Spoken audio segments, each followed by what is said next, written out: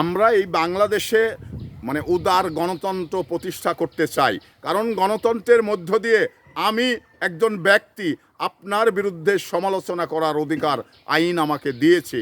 তো সেই সমালোচনা যদি আপনি অন্যায় না করে থাকেন তাহলে কেন আপনার বিরুদ্ধে সমালোচনা করবে, এটা একটি কথা। আরেকটি কথা হলো যে সমালোচনার মধ্য দিয়েই আপনার দোষ গুণটা বেরিয়ে আসবে, এটাই হলো গণতন্ত্রের মানে গণতান্ত্রিক চর্চা। তো গণতান্ত্রিক চর্চা বাংলাদেশের মানুষকে করতে দিতে হবে। এটা বাকরুদ্ধ করে তাদের প্রতিবাদ করতে দিবেন না, তাহলে গণতান্ত্রিক চর্চা কিন্তু হবে না। তো গণতান্ত্রিক চর্চা আমাদের এই বাংলাদেশে অব্যাহত রাখতে হবে, আর এই অব্যাহত রাখার মধ্য দিয়েই আমাদের ক্ষমতার পরিবর্তন হবে, আবার ক্ষমতা আসবে, আবার চলে যাবে। এটা একটা স্বাভাবিক প্রক্রিয়া।